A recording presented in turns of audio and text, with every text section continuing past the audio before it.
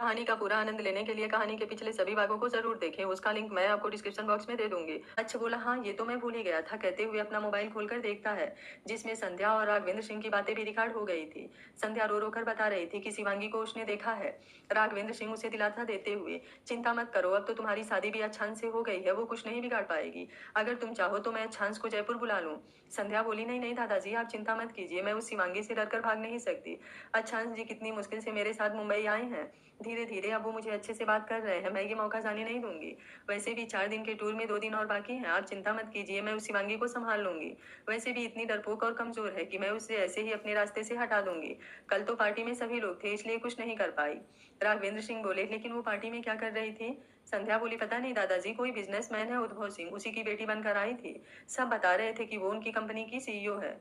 राघवेंद्र सिंह बोले, ठीक है, मैं पता करने की कोशिश करता हूँ, आखिर वो जिंदा कैसे बची। संध्या बोली, जी ठीक है। अच्छ गुस्से से अपनी आंखें बंद कर लेता है। सभी दोस्त ये सारी बातें सुनते हुए, यार किसी के भी गिरने की हद होती है, लेकिन यहाँ तेरा दादा और ये चुड़ैल और कितना गिरेंगे। मधुर बोला, लेकिन उन लोगों की बातें तेरे मोबाइल पर कैसे रिकॉर्ड हो रही हैं? अच्छांश बोला, जब मैं उद्धव अंकल के कमरे में बेहोश था और मैं अनिकेत और उसको कमरे में जाने के लिए कहा, तो उसने चालाकी से अपने मोबाइल का रिकॉर्डर ऑन करके बेड पर छोड़ दिया था। वो तो समय पर मेरी नजर पड़ गई और मैंने देख लिया। इसलिए मैंने भी उसके मोबाइल में एक ऐसा ऐप इंस्टॉल किया जिससे वो जिसको भी कॉल करेगी वो कॉल पहले मेरे मोबाइल पर ट्रांसफर होगा। मैंने उसके मोबाइल में अपनी सेटिंग कर दी है। अगर मैं रिसीव करता हूँ तो डायरेक्ट उन दोनों की बात सुन सकता हूँ, नहीं तो मेरे मोबाइल में उनका कॉल रिकॉर्ड हो जाएगा। सभी एक साथ खुशी से उछलते हुए, वो माइंड ब्लोइंग, उस चुड़ैल को पहले ही बाल पर सीधे बाउंड्री के बाहर भेज दिया है।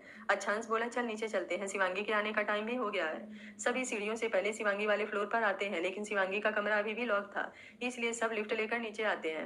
तभी अनिकेत की नजर संध्या पर जाती है। अनिकेत सबको रोकते हुए एक तरफ छुप जाता है, फिर वो इशारे से संध्या की तरफ देखने को कहता है। सभी बोले, ये यहाँ क्या कर रही है? अच्छा बोला, शिवांगी का इंतजार। उड़ाल बोला, अब हम लोग क्या करेंगे? अनिकेत बोला, मैं जाकर इससे बात करके इसे यहाँ से कमरे में भेजता हूँ। अच्छा बोला, इसका कोई फायदा नहीं, सामने देखो। सभी की नजर सामने एंट्री गेट पर जाती है, जहाँ से शिवांगी अंदर आ रही थी। सभी शिवांगी को आंखें फाड़कर देखते रह जाते हैं। शिवांगी इस वक्त डीप ग्रीन टॉप के ऊपर ब्लैक ब्लेजर पहने कमाल की खूबसूरत लग रही थी। आज से 4 साल पहले वाली शिवांगी उसमें कहीं नजर नहीं आ रही थी। जिस चेहरे पर मासूमियत होती थी, वहां पर शक्ति साफ नजर आ रही थी। उसकी बड़ी बड़ी आंखें इस वक्त भाव शून्य लग रही थी। उसका चलन एक अलग एटीट्यूड पैदा कर रहा था। उसकी पूरी पर्सनालिटी एक अलग ही ऑरा पैदा कर रही थी। हाल में मौजूद स्टाफ से लेकर कुछ आ जा रहे गेस्ट भी खुद को शिवांगी को देखने से रोक नहीं पा रहे थे। संध्या तो देखते ही रह गई। अच्छा अपनी नजरों में लगातार उस चेहरे को भरे जा रहा था। शिवांगी बिना किसी पर ध्यान दिए आगे बढ़ रही थी। उसके पीछे चारों बॉडीगार्ड शिवांगी को कवर किए हुए थे। संध्या तो केवल शिवांगी को देखकर ही अपने होश खो बैठी थी। उसके कदम उसकी तरफ बढ़ ही नहीं रहे थे। डर की वजह से पैरों में कपकपाहट महसूस हो रही थी। शिवांगी जैसे ही लिफ्ट की तरफ आती है, अच्छांश और बाकी पांचों पर नजर पड़ते ही उसके कदम ठिठक जाते हैं। लेकिन महज चंद सेकंड में ही उसने अपने कदमों की चाल कंटिन्यू कर दी। आंखें फिर से दोबारा उन लोगों की तरफ देखना गंवारा भी नहीं समझी। दिल में दर्द का तूफान शोर मचाए हुए था, लेकिन चेहरे पर पूरी शांति छलक रही थी। अच्छांश शिवांगी की बेरुखी देख दिल ही दिल में धड़क उठा। जो आंखें अभी प्यार भर भर कर उसे देखे जा रही थी, अब उनमें नमी छलकने लगी। बाकी पांचों दोस्त अभी तक चुपचाप शिवांगी को देख रहे थे। संध्या की नजर भी इन लोगों पर पड़ चुकी थी। अच्छांश को शिवांगी को इस तरह देखता देख गुस्से से उसका पूरा खून जलने लगा। जो कदम कुछ देर पहले फ्रीज हो गए थे, वो जल्दी से अच्छांश की तरफ बढ़ गए। शिवांगी अभी लिफ्ट में घुसती उससे पहले ही किसी ने आवाज दी, मिस सिंह। शिवांगी जो खुद को अंदर ही अंदर जब्त किए जल्द से जल्द लिफ्ट में जाना चाहती थी, आवाज सुनते ही उस तरफ देखा। एक अधेड़ उम्र का आदमी सूट बूट पहने उसकी तरफ देख रहा था। शिवांगी कंफ्यूजन नजरों से उसे देख जैसे ही फिर से कदम बढ़ाया। वो आदमी जल्दी जल्दी शिवांगी के पास आते हुए, मिस सिंह आपको ही आवाज दे रहा था। शिवांगी बोली, मुझे? लेकिन क्यों?" वो आदमी हंसते हुए, "आप भी कमाल करती हैं मिस सिंह, आपने मुझे नहीं पहचाना? मैं देवेश कपाड़िया, मेरा यही मुंबई में कंस्ट्रक्शन का बिजनेस है। कल पार्टी में हमारी मुलाकात हुई थी।" शिवांगी दिमाग पर जोर डालते हुए, "सॉरी, मुझे ध्यान नहीं रहा।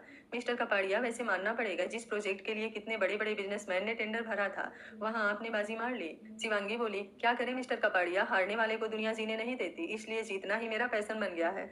बाय द वे, इस तरह रोकने की वजह?" मिस्टर कपाड़िया बोले, "बिल्कुल, कल पार्टी में आपसे बात नहीं हो पाई, उसके बाद मैं खुद आपसे मिलना चाहता था। इतने कम उम्र में आपकी इतनी सफलता सच में इम्प्रेसिव है। इसलिए मैं भी आपके साथ एक प्रोजेक्ट करना चाहता हूँ। लेकिन देखिए, इत्तेफाक से आप मुझे यहीं मिल गई, क्या हम बैठकर बातें कर सकते हैं?" शिवांगी अपनी कलाई पर बंधी घड़ी देखते हुए, सो सॉरी मिस्टर कपाड़िया, हम फिर कभी इस बारे में डिस्कस करेंगे, अभी मेरे पास बिल्कुल टाइम नहीं है। मुझे कुछ जरूरी काम है, मुझे भी अफसोस रहेगा कि मैंने आपको इस वक्त इनकार किया, लेकिन बहुत जरूरी काम है, इजाजत दीजिए। कहते हुए वो लिफ्ट में घुस गई। लिफ्ट में घुसते ही आंखें बंद कर खुद को संभालने की कोशिश करने लगी। वो अपने आंसुओं को बाहर आने की इजाजत नहीं देना चाहती थी, लेकिन इतनी देर से रुकी हुई आंसुओं की लहर उसके बंद आंखों से भी बाहर निकल ही आई। शिवांगी अपनी चीख रोकने के लिए अपने होठों को भींच लिया। लिफ्ट की दीवार पकड़ते हुए उसने खुद को कमजोर पड़ने से रोका, लेकिन इस वक्त जो दर्द महसूस हो रहा था उससे बर्दाश्त करना बहुत ज्यादा मुश्किल हो रहा था। मिस्टर कपाड़िया से बात करने के लिए जब वो घूमी थी, अच्छांश के पास संध्या को खड़े देख जाने क्यों टूटा हुआ दिल फिर से एक बार सीने में चुभने लगा था। वो कुछ देर तक अपने आंसुओं को निरंतर बहने के लिए छोड़ देती है। लिफ्ट ऊपर आते आते वो जल्दी से खुद को संभालते हुए बाहर निकल जाती है। विवान अपने कमरे में था, बाकी उस फ्लोर पर जो भी गेस्ट थे वो अपने कमरे में थे। कॉरिडोर पूरा खाली था। वो जल्दी से अपने कमरे की तरफ बढ़ जाती है। नीचे शिवांगी के जाने के बाद मिस्टर कपाड़िया की सेक्रेटरी उनके पास आती हुई, सर, मिस सिंह ने तो कोई बात ही नहीं की, क्या वो हमारे साथ कोई प्रोजेक्ट करेंगी? कपाड़िया मुस्कुराते हुए, जरूर, जल्दी बेंगलुरु वाला प्रोजेक्ट हम यस यस कंस्ट्रक्शन कंपनी के साथ पूरा करेंगे। एक परफेक्ट बिजनेस वूमन है, उम्र कम है, लेकिन किससे कब कहाँ कैसे बात करनी है इसे अच्छे से आता है। इसे पता है कि अगर आसानी से किसी के लिए अवेलेबल हो जाओ तो उसकी नजर में इंपॉर्टेंस कम हो जाती है, लेकिन डायरेक्ट इनकार करके भी किसी का अपमान नहीं करती। सेक्रेटरी बोली, ये बात तो है सर, इन्होंने जिस तरह से बात की ऐसा लग रहा था जैसे हम किसी बहुत बड़े बिजनेसमैन से बात कर रहे हैं। मिस्टर कपाड़िया अपनी सेक्रेटरी के साथ होटल से निकल जाते हैं। वो शिवांगी से ही मिलने आए थे, लेकिन उन्हें शिवांगी की बात सुनकर काफी अच्छा लगा। अब तो वो शिवांगी के साथ जल्द से जल्द एक मीटिंग करना चाहते थे। अच्छा, शिवांगी और मिस्टर कपाड़िया के जाने के बाद अपने पांचों दोस्तों को वहां से चलने को कहता है। इस वक्त उसका मन जोर जोर से चिल्लाने को कर रहा था, लेकिन संध्या के साथ होने की वजह से उसने खुद को नॉर्मल करने की कोशिश की। पांचों दोस्त भी उसकी हालत समझ रहे थे। अनिकेत बोला, संध्या, तुमने तो कहा था कि तुम कमरे में आराम करोगी, फिर तुम यहाँ क्या कर रही हो? ये सुनते ही संध्या हड़बड़ा गई। अभी तक तो शिवांगी के बारे में सोचती हुई वो इस बारे में भूल ही गई थी। वो जल्दी से बहाना बनाती हुई, नींद नहीं आ रही थी, मन बहुत बेचैन हो रहा था, इसलिए मैं बाहर गार्डन की तरफ जा रही थी। सभी उसकी मक्कारी पर मन ही मन मुस्कुरा देते हैं। अच्छा, हंस बाहर की तरफ बढ़ते हुए, तुम लोगों को चलना है या यहीं रहना है? संध्या बोली, लेकिन आप लोग कहाँ जा रहे हैं? अच्छा हंस जी, आपकी तो तबीयत भी ठीक नहीं है, आप तो आराम कर रहे थे। अच्छा हंस बिना कुछ बोले एंट्री गेट की तरफ बढ़ जाता है। अनिकेत बोला, उसका भी मन बेचैन होने लगा था, इसलिए हम लोगों ने सोचा कि बाहर घूम आए। संध्या अपना सर हिलाते हुए, लेकिन ये लोग कब आए? अनिकेत बोला, अभी कुछ देर पहले ही आए हैं, कल रात अच्छांश की तबीयत खराब थी तो मैंने इन लोगों को बता दिया था। सभी दोस्त संध्या को इग्नोर करते हुए बाहर की तरफ निकल जाते हैं। अनिकेत जल्दी से बात रखते हुए, क्या तुम भी चलोगी हमारे साथ घूमने? संध्या पहले तो हाँ कहने को सोचती है, लेकिन फिर मन ही मन सोचती है कि ये अच्छा मौका है, ये सब बाहर रहेंगे, अच्छांश भी यहाँ नहीं है, वो शिवांगी से अकेले में बात करके मामला निपटा सकती है, इसलिए वो बहाना बनाते हुए, नहीं भाई साहब, मैं तो बस इसी तरह गार्डन में आई थी घूमने, लेकिन अब बहुत ज्यादा सर दर्द हो रहा है, इसलिए मैं कमरे में जा रही हूँ। वैसे भी मैं आप दोस्तों के बीच क्या करूंगी, आप लोग घूम आइए, कहते हुए वो लिफ्ट में चली जाती है। अनिकेत मन ही मन, क्या एक्टिंग करती है, अगर इसकी सच्चाई ना जानता होता तो इस वक्त मैं इसकी उन बातों के पीछे छुपे मतलब को कभी जान नहीं पाता। वो जल्दी से बाहर आता है, जहाँ छांस और बाकी दोस्त इंतजार कर रहे थे। अनिकेत बोला, उसने आने से मना कर दिया है, जरूर वो शिवांगी से अकेले में मिलना चाहती है, क्योंकि सभी के सामने उसकी तो सिट्टी पिट्टी गुल हो गई थी। अच्छांस बेचैनी से, शिवांगी के बॉडीगार्ड तो नीचे ही रह गए हैं, उसने कहीं शिवांगी को अकेले में हार करने की कोशिश की तो? कुणाल बोला, मुझे नहीं लगता है, हम लोगों ने आज जिस शिवांगी को देखा है ये तो कोई और है। शिवांगी तो कॉलेज में अजनबियों को छोड़ो हम लोगों से भी बात करने में झिझकती थी। मधुर बोला, हाँ यार, हम लोग तो आज उसे देखते ही रह गए। क्या ये वही शिवांगी है जो डरी सहमी सी रहती थी, किसी को जल्दी नजर उठाकर भी नहीं देख पाती थी? कॉलेज के पहले दिन ही विराज की वजह से डर के मारे बेहोश हो गई थी। आज ऐसा लग रहा था कि केवल उसकी पर्सनालिटी देखकर किसी का डर के मारे हालत खराब हो जाए। अच्छांश बोला, तुम लोग बातें बाद में बना लेना, हमें इस वक्त जल्दी से शिवांगी के पास जाना है, मैं इस संध्या पर बिल्कुल भरोसा नहीं कर सकता। कहते हुए वो अंदर लिफ्ट की तरफ भागता है। बाकी सभी भी उसके साथ आते हैं। इधर संध्या थर्ड फ्लोर पर आकर चारों तरफ देखकर पहले श्योर हो जाती है कि कोई देख तो नहीं रहा, फिर वो अपने कदम शिवांगी के कमरे की तरफ बढ़ाती है। उसने अंदाजा लगाया था कि विवान और उद्भव सिंह का कमरा जब यही है तो शिवांगी का कमरा भी उसी के आसपास का होगा, जिसमें दो कमरा था, दोनों लॉक थे, एक गरिमा वाला और एक शिवांगी वाला। गरिमा का कमरा अभी भी बाहर से लॉक था, इसलिए वो शिवांगी वाले कमरे की तरफ आराम से बढ़ गई। इधर शिवांगी किसी तरह अपने कमरे तक आ गई थी। वो जल्दी से कमरे के अंदर जाकर दरवाजा लॉक करते हुए बेड पर आकर गिर जाती है। बाहर सबके सामने मजबूत दिखाते हुए अंदर से वो कितनी टूटी हुई थी इसका कोई अंदाजा भी नहीं लगा पाता, लेकिन बंद कमरे में पूरी तरह से टूटकर बिखर चुकी थी। वो रोते हुए मन ही मन, क्यों किया आपने ऐसा? अगर आपको पहले से ही कोई और पसंद था तो मेरी भावनाओं से क्यों खेला? मैं तो इस मोहब्बत से अनजान थी, जब खबर भी हुई तो ये समझा लिया था दिल को कि मैं आपके काबिल नहीं। फिर क्यों मेरे पास आकर मुझे उम्मीद दिया, क्यों मुझे उस रास्ते पर ले गए जहां से वापस लौटा नहीं जा सकता था? केवल मेरे जिस्म को पाने के लिए मेरी रूह तक को छलनी कर दिया, क्यों? इतना होने के बाद भी आपको भूल नहीं पा रही, मुझे खुद से नफरत हो रही है। ये मेरी गलती है, आज भी आपको नहीं भूल पा रही हूँ। हूँ ये मेरी कमजोरी है और मैं इस कमजोरी पर जीत हासिल करना चाहती हूँ। मुझे जीतना ही होगा। मुझे अपना आत्मसम्मान खोकर कुछ भी नहीं चाहिए। मुझे आप सबके सामने ना खुद को कमजोर पड़ने देना है और ना ही अब माफ करना है। बात अब मेरे बेटे की है। अगर किसी ने अब कुछ भी मेरे बच्चे के साथ गलत करने की कोशिश की, उसका अंजाम बहुत बुरा होगा, बहुत बुरा। उसने जल्दी से अपने आंखों से सारे आंसू पोंछे। अब कुछ देर रो लेने की वजह से मन भी कुछ हद तक हल्का हो गया था। वो खुद को फिर से उन लोगों का सामना करने के लिए तैयार करने लगी। तभी दरवाजे पर दस्तक की आवाज आई। शिवांगी खुद का हुलिया ठीक करते हुए, जरूर यही लोग होंगे। मुझे पता ही था कि ये सब मुझे देखकर चुप नहीं बैठेंगे। जरूर कल रात से ही मेरे बारे में पता लगा रहे होंगे। लेकिन चिंता मत करो मिस्टर सूर्यवंशी, अब की बार तुम लोगों को खुद पता नहीं कि तुम लोग किस तूफान से टकराने आ रहे हो। इन 4 सालों में खुद को इन सब के लिए अच्छे से तैयार किया है। बस कुछ पल के लिए ये दिल अतीत की यादों में भटक गया था, लेकिन अब फिर से हकीकत से वास्ता हो गया है। वो तौलिए से अपना चेहरा पोंछ पूरी तरह से नॉर्मल होती हुई फिर गहरी सांस लेते हुए दरवाजा खोलती है। सामने संध्या खड़ी थी। शिवांगी मन में, मैंने सोचा ही था कि तुम लोग ही हो, लेकिन ये अकेले, बाकी सब कहाँ हैं? संध्या गुस्से से शिवांगी को देखते हुए, क्या हुआ? मुझे देखकर होश गायब हो गए? वैसे अब की बार अच्छी प्लानिंग करके आई हो, लेकिन मैं भी संध्या अच्छान सिंह सूर्यवंशी हूँ। शिवांगी बोली, होश किसके गायब हुए हैं ये तो तुम्हें पता चल ही गया होगा, लेकिन मुझे कीचड़ में हाथ लगाने का कोई इरादा नहीं, इसलिए जाओ यहाँ से। संध्या गुस्से से चिल्लाते हुए, 2 पैसे क्या आ गए, तेरी जबान की चलने लगी। याद है ना हमने तेरे साथ क्या किया था? एक बार जिंदा बच गई तो क्या बार बार बच जाएगी? कहीं तू फिर से मेरे अच्छांश जी को पाने का ख्वाब तो नहीं देख रही?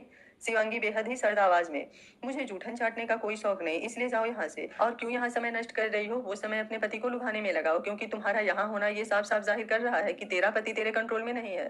फिर थोड़ा मुस्कुराते हुए, कहीं सच में वो मेरे पास ना आ जाए। संध्या गुस्से से तिलमिलाती हुई शिवांगी पर हाथ उठाती है, लेकिन उससे पहले ही शिवांगी उसके हाथों को पकड़कर घुमाते हुए उसके पीठ से लगा देती है। संध्या दर्द के मारे चीखने लगती है। तभी शिवांगी की नजर अंशांस पर जाती है, जो सीढ़ियों पर छुपा हुआ था। लेकिन संध्या की इतनी घटिया बातें सुनकर अपने गुस्से पर काबू नहीं रख पाया और सामने आ गया था। बाकी सारे दोस्त भी निकलकर सामने आ गए, जो कुछ देर पहले ही आकर छुपे हुए थे जब शिवांगी दरवाजा खोल रही थी। अच्छांश को देखकर शिवांगी का दिल फिर से जल उठा था। उसे लगा कि वो संध्या के लिए यहाँ आया है। ये सोचते ही पूरा हलक कड़वा हो गया। वो गुस्से से संध्या को अच्छांश की तरफ धक्का देते हुए, संभालिए अपनी बीवी को, मुझसे टकराने में कहीं खुद ही बिखर ना जाए। अच्छांश एक तरफ हटते हुए, शिवांगी, लेकिन उससे पहले ही शिवांगी अपने कमरे का दरवाजा बंद कर चुकी थी। अच्छांश के हटने की वजह से संध्या नीचे फर्श पर गिर गई। अब उसे अच्छांश और बाकी सब दोस्तों को देखकर थोड़ा डर भी लग रहा था कि कहीं उसकी सच्चाई ना सामने आ जाए, इसलिए अब उसने अपना नाटक करना शुरू कर दिया। वो रोते हुए बोली, अच्छांश जी, पता नहीं इसकी मुझसे क्या दुश्मनी है, पहले खुद ही बात करने के लिए बुलाया और फिर मुझे उल्टा सीधा बोलने लगी। मैं तो इसे जानती भी नहीं, फिर ये मेरे साथ ऐसा क्यों कर रही है? अच्छांश उसकी नौटंकी देख गुस्से से जैसे ही चिल्लाने को हुआ, अपनी माँ की कसम याद आ गई। वो जल्दी से अपनी मुठ्ठियां भींच आंखों को बंद कर जोर जोर से सांस लेने लगा। कुड़ाल आगे बढ़ते हुए, शर्म नहीं आती? बेशर्मी की पानी से ही नहा कर आई हो क्या? संध्या डरती हुई, आपके कहने का क्या मतलब है भाई साहब? कुड़ाल बोला, बंद करो अपनी नौटंकी और आइंदा अपनी इस गंदी जुबान से मुझे भाई बुलाया ना तो पूरा जबान ही खींच लूंगा। अच्छांश अपनी माँ की कसम से बंधा है, लेकिन हम लोग नहीं। आज तुम यहाँ सही सलामत खड़ी हो, इसकी बस एक ही वजह है, चाहे ही झूठी ही सही, तुमने हम लोगों को भाई कहा था। लेकिन अपने दिमाग में अच्छे से बैठा लो, तूने केवल हम लोगों को भाई कहा है, लेकिन शिवांगी हम लोगों को सच में भाई मानती थी और हम भी अपनी बहन का बहुत रिस्पेक्ट करते हैं। लेकिन तेरी वजह से हम लोग उससे नफरत करने लगे थे। मधुर बोला, किससे बात कर रहा है यार, जिसे रिश्ते की कोई कद्र ही नहीं है, ये क्या समझेगी कि भाई बहन का रिश्ता कितना पाक होता है?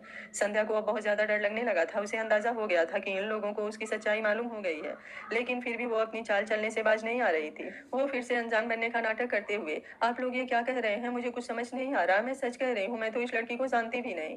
ये मुझसे कह रही थी कि ये अच्छांश जी को मुझसे छीन लेगी। अच्छांश जी, क्या आप इस लड़की को जानते हैं? मैंने इसका क्या बिगाड़ा है जो ये ऐसे कह रही थी? कहते हुए वो जोर जोर से रोने लगती है। सभी लड़के संध्या की नौटंकी देख निराशा से अपना सर हिला लेते हैं। नितिन बोला, यार ये ऐसे नहीं मानेगी। मन तो कर रहा है कि 2-4 थप्पड़ यहीं पर धर दूं, लेकिन क्या करूं, आज तक कभी किसी लड़की पर हाथ नहीं उठाया। अच्छांश अपनी आंखें खोलता है। उसकी आंखें देख संध्या की सारी बातें उसके जबान में ही चिपक जाती हैं।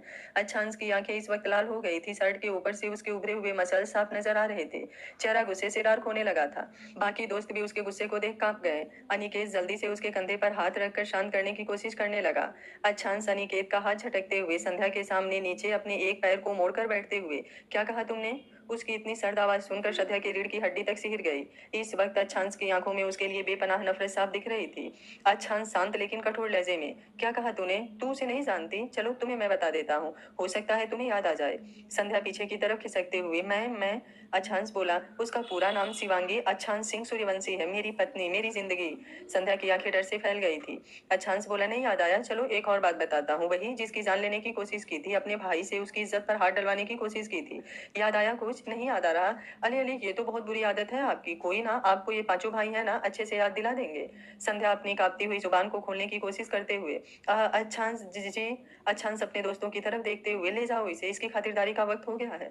नितिन और अनीस आगे बढ़कर उसका हाथ पकड़ते हुए ऊपर सीढ़ियों की तरफ खींचकर ले जाने लगते हैं। संध्या के तो तोते ही उड़ गए थे। वो जल्दी से चिल्लाते हुए, मुझे छोड़िए, मैंने कुछ नहीं किया है।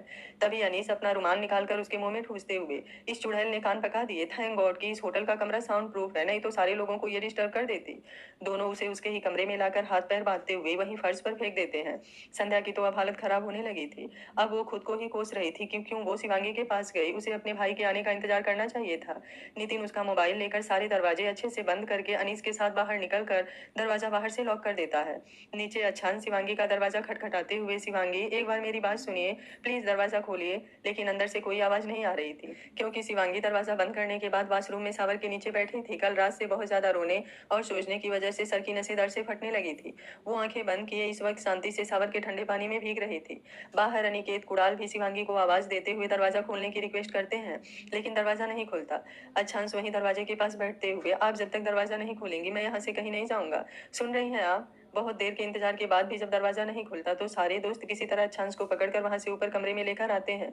अच्छांश बोला, क्या करूं मैं, वो तो मेरी बात तो सुनना दूर मुझे देखना भी नहीं चाहती। अनिकेत बोला, चिंता मत कर, अभी वो मेहरा कंपनी में मीटिंग के लिए जाने वाली है। अगर तू चाहे तो उससे वहीं बात करने की कोशिश कर सकता है। आफ्टर ऑल वो होटल तेरा ही बनने वाला है। अच्छांश बोला, नहीं, कहीं उन्हें ये पता चला कि वो रिजॉर्ट मेरा है तो वो काम करने से मना ना कर दे। कुणाल बोला, पहले हमारी पूरी बात ध्यान से सुन, खुद को पहले शांत कर। हमें किसी तरह पहले शिवांगी को सच बताना है। इसके लिए हमें चाहे जो भी करना पड़े। एक बार शिवांगी को यकीन आ जाए उसके बाद तुम दोनों मिलकर अपने गुनहगारों को उनके किए की सजा देना। अच्छांश बोला, लेकिन पहले शिवांगी मेरी बात तो सुने। अनिकेत बोला, जरूर सुनेगी, देख हम उसे मेहरा कंपनी में पेपर साइन होने के बाद मिलेंगे। पेपर साइन होने के बाद वो इस प्रोजेक्ट से पीछे नहीं हट पाएंगी, क्योंकि कहीं ना कहीं कॉन्ट्रैक्ट के हिसाब से लॉस उसे भी होगा जो वो कभी नहीं चाहेगी। उसके बाद तू उससे बात करने की कोशिश करना। अगर एक बार तुम्हारी बात सुनने के लिए तैयार हो जाएगी फिर तेरे सच पर भी उसे यकीन हो जाएगा। मधुर बोला, इससे पहले अब हमें उस संध्या और विराज का कुछ करना होगा। अच्छांश अपने मोबाइल से वो नंबर निकालता है जिस पर संध्या ने विराज से बात की थी। अच्छांश बोला, इस नंबर को ट्रेस करने की कोशिश करो, तुम लोग अपने आदमियों को काम पर लगाओ। वैसे तो उस कमीने ने कहा है कि वो खुद आने वाला है, लेकिन मैं चाहता हूँ कि वो जहाँ भी है हम वहीं से उसे दबोच लें। अगर आज शिवांगी मेरी बात सुन लेती हैं तो उसके बाद मैं भी आज उनके साथ ही देहरादून के लिए निकलूंगा। तुम लोग सोच लो, देहरादून चल रहे हो या जयपुर? सभी एक साथ चिल्लाते हुए, हम लोग भी देहरादून ही जाएंगे, हमें भी अपने भतीजे से मिलना है। अच्छान सबको देहरादून चलने के लिए तैयार होने को कहता है। उसके बाद वो कमरे से बाहर जाने लगता है, सभी दोस्त उसे रोकते हुए, अब तू कहाँ जा रहा है? अच्छांश बोला, कुछ जरूरी काम है, करके आता हूँ, तुम लोग आराम करो। कुणाल बोला, लेकिन तेरी तबीयत? अच्छांश बोला, मैं ठीक हूँ, ज्यादा परेशान मत हो, मैं आ जाऊंगा कुछ देर में। कहते हुए वो जल्दी से कमरे से बाहर आकर सीढ़ियां उतरने लगता है। सभी दोस्त मुस्कुराते हुए, शिवांगी से ज्यादा जरूरी काम इसे और क्या हो सकता है, साला कोई ना कोई तिकड़म लगाने गया है। अनिकेत बोला, 4 साल तक दोनों बहुत तड़पे हैं, आज जब सब कुछ क्लियर हो गया है तो कैसे उससे एक पल की दूरी बर्दाश्त करेगा। उसे उसके सुकून के पास जाने दो, हम लोग भी थोड़ा आराम कर लें, रात भर अच्छे से नींद नहीं आई। सभी दोस्त भी सर हिलाते हुए अच्छा और अनिकेत के कमरे में सो गए। इधर संध्या छूटने की कोशिश करते हुए उसी तरह फर्श पर पड़ी हुई थी। अच्छान शिवांगी के दरवाजे के पास आकर पहले दरवाजे पर नॉक करता है, लेकिन ना ही अंदर से कोई आवाज आती है ना दरवाजा खुलता है। अब उसके चेहरे पर टेंशन की लकीरें उभरने लगी थी। वो खुद से, शिवांगी ठीक तो है ना? वो चारों तरफ एक नजर देखता है, लेकिन कॉरिडोर में इस वक्त कोई नहीं था। वो फिर से एक दो बार दरवाजा खुलवाने की कोशिश करता है, लेकिन दरवाजा अंदर से लॉक था। अब उसे थोड़ा डर लगने लगा था। वो जल्दी से लिफ्ट की तरफ भागता है। कुछ ही देर में वो रिसेप्शन पर था। इस वक्त रिसेप्शन पर कोई और लड़की बैठी हुई थी। अच्छांश बोला, मेरा कमरा 206 की चाबी गुम हो गई है, दरवाजा बाहर से लॉक है, क्या आप उसकी दूसरी चाबी दे सकती हैं? वो लड़की बोली, आपका नाम क्या है? अच्छांश, मेरा नाम अच्छांश है, लेकिन मैंने कमरा अपनी पत्नी के नाम से बुक करवाया है, शिवांगी कपूर। प्लीज आप चेक करके एक बार देखकर चाबी दे दीजिए। मेरी पत्नी की तबीयत कुछ ठीक नहीं है, वो कमरे के बाहर इंतजार कर रही है। वो लड़की अच्छांश के चेहरे पर बेचैनी देख ज्यादा सोच नहीं पाती। वो जल्दी से कंप्यूटर पर चेक करके दूसरी चाबी अच्छांश के हाथों में दे देती है, क्योंकि अच्छांश ने जो नाम बताया था कंप्यूटर में वही नाम रजिस्टर था। अच्छांश जल्दी से ऊपर आता है, कांपते हाथों से दरवाजा खोल अंदर जाकर देखता है तो शिवांगी उसे कहीं नजर नहीं आ रही थी। अब उसका चेहरा डर से पीला पड़ने लगा था। वो जल्दी से दरवाजा लॉक कर कमरे में चारों तरफ देखने लगता है। तभी उसके कानों में पानी गिरने की आवाज आती है। अच्छांश राहत की सांस लेते हुए, शिवांगी शायद नहा रही है, मैं थोड़ी देर इंतजार कर लेता हूँ, कहते हुए वो बेड पर बैठ जाता है। लेकिन इंतजार करते हुए जब 15 मिनट से भी ज्यादा हो जाते हैं तब उसे कुछ खटकने लगता है। वो धीरे धीरे वॉशरूम के दरवाजे पर आता है। थोड़ी घबराहट भी हो रही थी, अगर शिवांगी अंदर नहा रही होगी तो। फिर वो खुद को समझाते हुए, तो क्या हुआ, मेरी बीवी है, मानता हूँ कि कुछ नाराज है, लेकिन इसमें कोई गलत बात तो नहीं है। सोचते हुए जैसे ही दरवाजे पर हाथ रखता है दरवाजा खुल जाता है, क्योंकि दरवाजा अंदर से लॉक नहीं था। दरवाजा खोलते ही अच्छांश की चीख निकल जाती है क्योंकि शिवांगी वहीं दीवार से लगे फर्श पर गिरकर बेहोश थी। पानी अभी भी उसके ऊपर लगातार गिरता जा रहा था। अच्छांश जल्दी से शावर बंद करके शिवांगी को उठाने की कोशिश करता है, लेकिन शिवांगी कोई भी हलचल नहीं कर रही थी। अच्छांश इस तरह से शिवांगी को देख बहुत ज्यादा बेचैन हो जाता है। शिवांगी पूरी तरह से भीगी हुई थी और पूरा शरीर ठंडा हो गया था। आज अच्छांश को सामने देख और वो भी संध्या के साथ, उसका दिल बहुत बुरी तरीके से तड़प रहा था। अपने दर्द को समेटते समेटते वो कब बेहोश हो गई उसे खुद पता ही नहीं चला। अच्छांश जल्दी से उसका ब्लेजर उतार कर एक तरफ रखते हुए उसे अपनी बाहों में लेकर कमरे में आता है। अच्छांश उसे सोफे पर लेकर बैठते हुए, जान जान प्लीज आंखें खोलिए, अगर मुझसे नाराज हैं तो मुझे सजा दीजिए। आपका गुनाहगार हूं मैं, लेकिन इस तरह। उसकी आंखें बरस पड़ती है। थोड़ी देर में खुद को संभालते हुए, पहले मुझे इनके कपड़े बदलने होंगे। लेकिन फिर वो थोड़ा ठिठक जाता है। क्या ये ठीक रहेगा, मैं इनके कपड़े? तभी उसके दिल से आवाज आती है, क्यों नहीं, तुम्हारी बीवी है, तुम कर सकते हो। वो जल्दी से अलमारी से कपड़े लेकर पूरे कमरे की लाइट बंद कर देता है। बालकनी और खिड़की पर पर्दे पहले से ही गिरे हुए थे। अब कमरे में हल्की हल्की वेंटिलेटर से बाहर की रोशनी आ रही थी। अच्छांश एक तौलिया लेकर शिवांगी के बालों में लपेट देता है। फिर अपने कांपते हाथों से उसका टॉप निकालता है। एक तौलिया लेकर उसके अपर बॉडी का पानी पोंछता है, लेकिन तभी उसकी नजर शिवांगी के कंधे पर जाती है जहां पर कोई निशान नजर आ रहा था। वो जल्दी से अपने हाथों की उंगलियों से उसके टॉप को नीचे करते हुए उस निशान को ध्यान से देखने लगता है। वो निशान एक गहरे जख्म का था।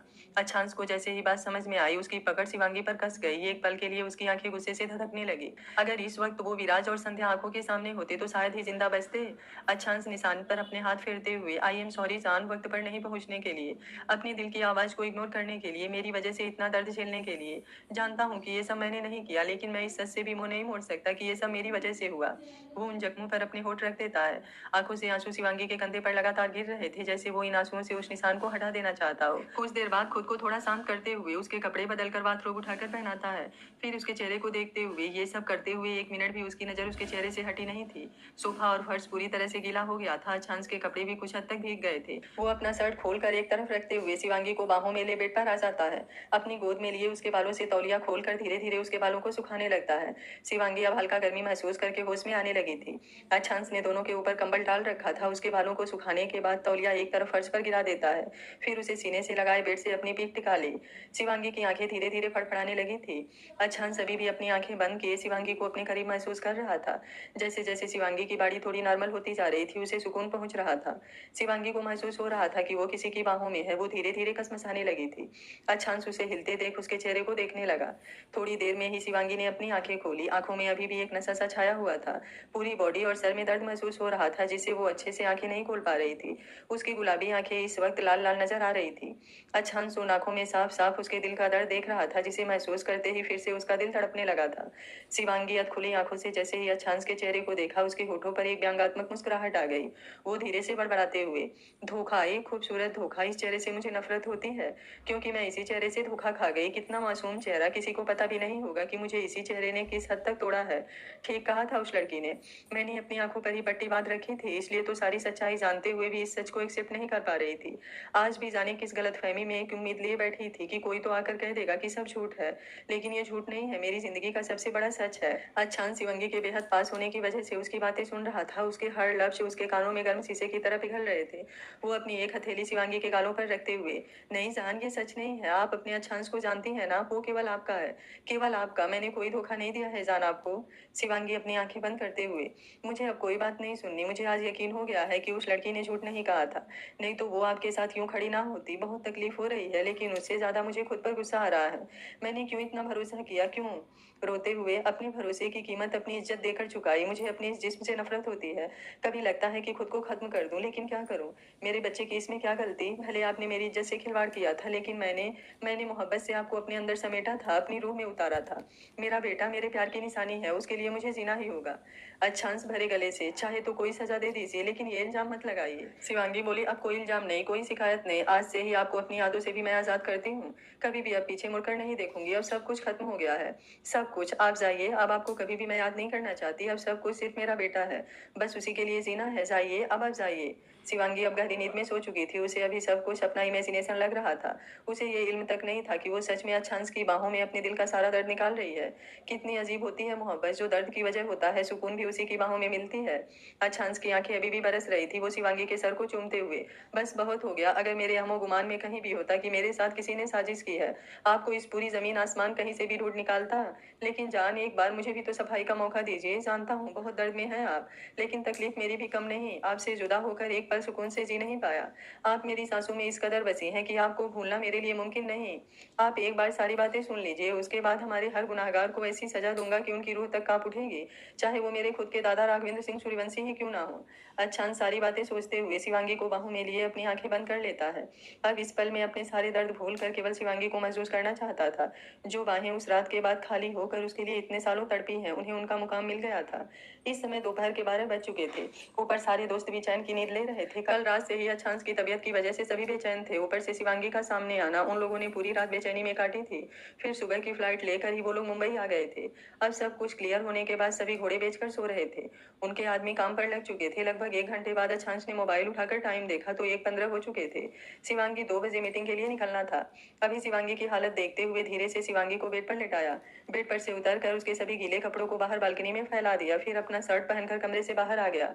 ऊपर अपने कमरे में आया तो कुणाल, नितिन उसके बेड पर एक दूसरे के ऊपर पैर फेंक गहरी नींद में सो रहे थे। अच्छांश ये देखकर मुस्कुरा दिया। वो खुद से बोला, चाहे जैसी भी मेरी किस्मत रही हो, लेकिन दोस्ती के मामलों में भगवान ने मेरी पूरी झोली भर दी है। कहते हुए वो बालकनी की तरफ बढ़ जाता है। अब उसे शिवांगी की चिंता हो रही थी। उसने उद्भव सिंह को कॉल किया। उद्भव सिंह जस्ट अभी थोड़ी देर पहले ही देहरादून पहुंचे थे। अच्छांश का कॉल देख मुस्कुराते हुए कॉल रिसीव करते हैं।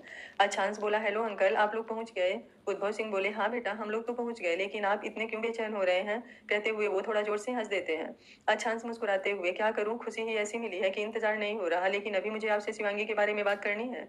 उद्भव सिंह चिंतित होते हुए, क्यों, कुछ हुआ है क्या? शिवांगी ठीक तो है ना?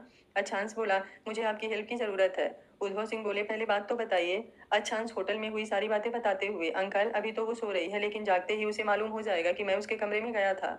उद्भव सिंह बोले, ठीक है, चिंता मत करो, मैं विवान को सारी बात समझा देता हूँ। अच्छांश बोला, थैंक यू अंकल। आप उससे ये कहवा दीजिए कि वो कोई काम से शिवांगी को आवाज दे रहा था, लेकिन दरवाजा ना खोलने पर वो थोड़ा घबरा गया, इसलिए रिसेप्शनिस्ट से बात कर दूसरी चाबी से उसका दरवाजा खुलवाया। उद्भव सिंह बोले, ठीक है, मैं समझ गया, लेकिन समय देखकर जल्दी से शिवांगी से बात कर लीजिए। अच्छांश बोला, जी अंकल, मैं एक बात बताना भूल गया। शिवांगी जो प्रोजेक्ट पर साइन करने जा रही है, दरअसल वो मेरा ही रिजॉर्ट है, जो मेहरा कंपनी के अंडर में बनाने के लिए मैंने दिया था। एक बार शिवांगी मीटिंग करके पेपर साइन कर दे, फिर मैं उसके सामने आऊंगा। उद्भव सिंह बोले, बेस्ट ऑफ लक, चलिए अब मैं भी थोड़ा आराम कर लूं। अच्छांश बोला, अंकल वो शिवाच कहाँ है? उद्भव सिंह बोले, यहीं पर खेल रहा है, फ्लाइट में ही सो गया था, इसलिए अब इसकी नींद पूरी हो गई है। लीजिए बात कर लीजिए। कहते हुए वो वीडियो कॉल करके मोबाइल शिवाच के हाथ में दे देते हैं। शिवाच अच्छांश को देखते ही मुस्कुराते हुए अपनी टूटी फूटी जबान में बात करने लगता है। अच्छांश भी उसकी बातें सुन मुस्कुरा रहा था। कुछ देर बाद कॉल रखकर वो भी मेहरा कंपनी जाने के लिए तैयार होने लगता है। तब तक सारे दोस्त भी जाग जाते हैं। सभी तैयार होकर लंच करते हैं, तभी अनिकेत का फोन बजने लगता है। अनिकेत कॉल रिसीव कर कुछ देर बात करने के बाद सबको बताता है कि विराज का पता चल गया है, न्यूजीलैंड में है, ये नंबर वहीं का ट्रेस हुआ है। अच्छांश बोला, अब इस चूहे को बिल से बाहर निकालने के लिए दाना डालना पड़ेगा। कुणाल बोला, उसका दाना डालने का काम ये मोबाइल करेगा। कहते हुए संध्या का मोबाइल निकालता है। फिर उसके मोबाइल से विराज को मैसेज डाल देता है कि वो जल्द से जल्द जयपुर आए, वो ज्यादा देर तक अच्छांश और शिवांगी को मिलने से नहीं रोक पाएगी। अच्छांश, इस होटल में उस लड़की को ज्यादा देर तक हम कैद नहीं रख सकते, इसलिए उसे यहाँ से बाहर निकालने की कोशिश करो। मधुर बोला, चिंता मत कर, मैं मेडिकल स्टोर से नींद का इंजेक्शन लेकर आता हूँ, फिर उसे यहाँ से आसानी से निकाल लेंगे। हमारे 2 आदमी शाम तक मुंबई पहुंच जाएंगे, उनके साथ हम इसे जयपुर पार्सल करवा देंगे। सारी बातें क्लियर करने के बाद वे लोग मेहरा कंपनी के लिए निकलते हैं। इधर शिवांगी की नींद दरवाजे पर होती दस्तक से खुलती है। कुछ देर तक तो उसे सारी बातें समझने में लग जाती है, लेकिन जैसे ही उसे याद आता है वो चारों तरफ देखने लगती है। वो खुद से बोली, मैं तो वॉशरूम में थी, यहाँ बेड पर कैसे आ गई? वो बेड से उतरते हुए खुद को देखती है। इस वक्त वो बाथरोब पहने हुए थी, पूरा फर्श और सोफा गीला था। ये देख उसे गुस्सा आने लगता है, लेकिन इस वक्त दरवाजे पर से लगातार दस्तक और विवान की आवाज आ रही थी। वो जल्दी से दरवाजा खोलती है। विवान बोला, मैम 2 बजने वाले हैं, आप जल्दी से तैयार हो जाइए, अब आपकी तबीयत कैसी है? ये सुनते ही शिवांगी कंफ्यूजन नजरों से उसे देखने लगती है।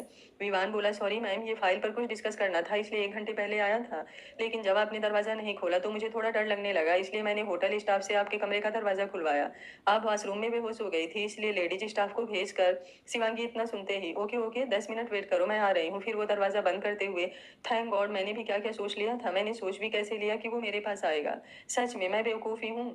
फिर अपना सर झटकते हुए जल्दी से अलमारी से कपड़े निकाल कर तैयार होती है। फिर अपना लैपटॉप, मोबाइल और जरूरी सामान लेते हुए बाहर निकल जाती है। विवान नीचे रिसेप्शन एरिया में इंतजार कर रहा था, चारों बॉडीगार्ड भी वहीं थे। शिवांगी लिफ्ट से बाहर आते हुए एंट्री गेट की तरफ बढ़ जाती है। विवान और बॉडीगार्ड उसके पीछे चलने लगते हैं। बाहर अच्छांश और उसके दोस्त अपनी गाड़ी में बैठे थे, जो उन्होंने होटल द्वारा ली थी। शिवांगी बिना किसी की तरफ ध्यान दिए अपनी गाड़ी की तरफ बढ़ जाती है। विवान भी ड्राइवर के साथ आगे बैठ जाता है। चारों बॉडीगार्ड अपनी गाड़ी में थे, दोनों गाड़ियां वहां से निकल जाती हैं। अच्छांश शिवांगी के निकलने के बाद गाड़ी में बैठ जाता है। अनिकेत बोला, शिवांगी को देखकर तो लग रहा है कि उसे तूने कुछ नहीं बताया है, फिर तू उसके पास कैसे था? अच्छांश सारी सारी बातें बता देता है।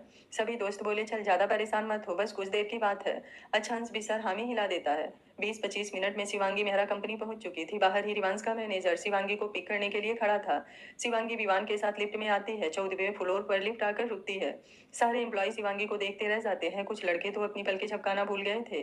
रिवान शिवांगी का वेलकम करते हुए उसे वेटिंग रूम की तरफ लेकर आता है, जहां सभी लोग बैठे हुए थे। शिवांगी अपने चेयर पर बैठ जाती है। विवान भी उसके पास ही बैठा था। रिवान सबके सामने फिर से एक बार प्रोजेक्ट की डिटेल देते हुए सबके साथ उस पर कुछ चर्चा करता है। उसके बाद शिवांगी के सामने पेपर बढ़ाता है, जिसकी फोटो काफी पहले ही शिवांगी चेक कर चुकी थी, लेकिन वो फिर से एक बार सारे पेपर को देख रही थी। रिवांश के साथ उसके पापा रतन मेहरा भी थे। वो शिवांगी को बहुत गौर से देख रहे थे। शिवांगी सारे पेपर अच्छे से चेक करने के बाद अपने साइन कर देती है। रिवांश ने अपने साइन पहले ही कर दिए थे। शिवांगी बोली अगले मंथ से काम शुरू हो जाएगा, अब हमें चलना चाहिए। रिवांश बोला काम तो शुरू हो ही जाएगा, लेकिन उससे पहले हमें आपको एक इम्पोर्टेंट बात बतानी है। शिवांगी बोली यस बताइए। रिवांश बोला दरअसल ये प्रोजेक्ट मेरे अंडर है, लेकिन रिजॉर्ट किसी और का है। वो ये गिफ्ट अपनी माँ को देना चाहते हैं। विवान बोला लेकिन सर आपको ये बात पहले बतानी चाहिए थी। रिवांश बोला ये बात तो सही है, लेकिन इतनी बड़ी बात भी नहीं है। हमने उन्हें भी यहाँ पर बुलाया है, आप लोग भी उनसे मिल लीजिए। क्या अच्छांश का होटल जानकर शिवांगी उस प्रोजेक्ट को करने से मना कर देगी? आगे क्या होगा जानने के लिए देखते रहिए कहानी का अगला भाग। पर जो भी होगा बहुत इंटरेस्टिंग और आपके दिल को छू लेगा। सच में कहानी पूरी बहुत ही खूबसूरत है। आप लोग एक एक पार्ट को एंजॉय करेंगे। आशा है आप लोगों को कहानी पसंद आ रही होगी। वीडियो अच्छा लग रहा है तो वीडियो को लाइक शेयर एंड चैनल को सब्सक्राइब कर लीजिएगा। Thank you for watching. मिलते हैं कहानी के अगले भाग में।